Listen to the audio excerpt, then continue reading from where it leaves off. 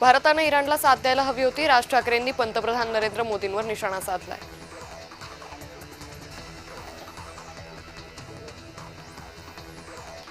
देशाला करमणुकीत गुंतवलंय. मनसैनिकांना राज ठाकरेंनी आदेश दिलाय. इंस्टाग्राम बघणं सोडा. राज ठाकरे यांनी मनसैनिकांना आदेश दिलाय.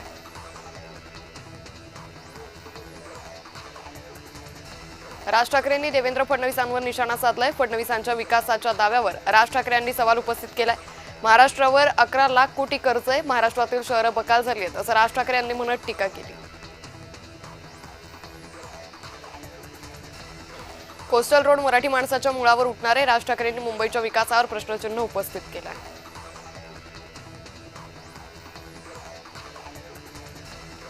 महाराष्ट्राची कायदा सुव्यवस्था ढासळली आहे. गृहमंत्री फडणवीसांवर राज ठाकरेंनी निशाणा साधला.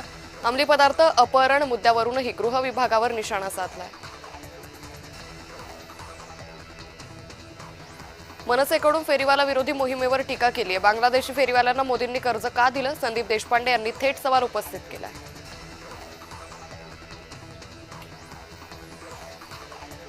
तर मनसेकडून पत्राचा भ्रष्टाचारावर निशाणा साधलाय. म्हाडाकडून पत्राचा निर्मितीत भ्रष्टाचार झालाय.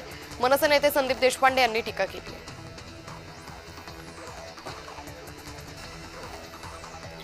अजित पवार यांच्या मुंबईतील देवगिरी बंगल्याबाहेर आणि बारामतीतील बंगल्याबाहेर जादूटोण्यातील वस्तू सापडल्या होत्या. हे कृत्य भोंदूबाबा अशोक खरात आणि त्याच्याशी संबंधित व्यक्ती करत होत्या का, असा गंभीर आरोप पवार गटाचे प्रवक्ते सुनील माने यांनी केला. राज्यातील 3,71,00,000 शेतकरी शेतमजुरांना 2 लाखाचा अपघात सानुग्रह निधी दिला जाणार आहे अशी माहिती सुधीर मुनगंटीवार यांनी दिली.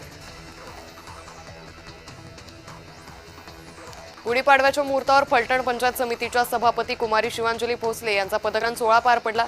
यावेळी माजी खासदार रणजितसिंह नाईक निंबाळकर आणि भाजपचे कार्यकर्ते पदाधिकारी उपस्थित होते.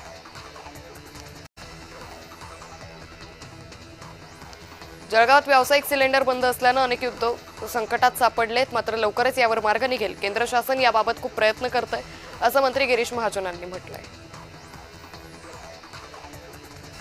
भोंदू अशोक खरात प्रकरणी मुख्यमंत्री फडणवीसांनी 2 आठवड्यापूर्वी संबंधित प्रकरणात कारवाई करण्याचे आदेश दिले होते. विश्वसनीय सूत्रांनी जय महाराष्ट्राला ही माहिती दिली आहे.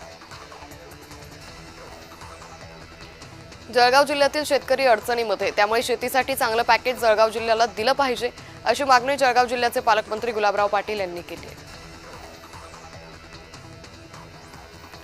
खरात यांनी कायद्याच्या बाहेर जाऊन जर का महिला भगिनींना त्रास दिला असेल तर त्याच्यावर कठोर कारवाई झाली पाहिजे अशी भूमिका मंत्री उदय सामंतांनी घेतली.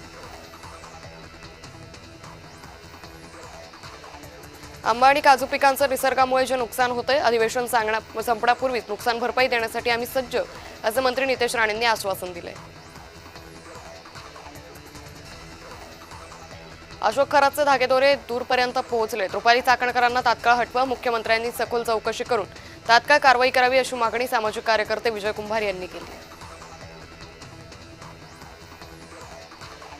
निवडणुकीच्या काळात मला मोठमोठे नेते संपवायला निघाले होते असं विधान आमदार धनंजय मुंडेंनी केलंय.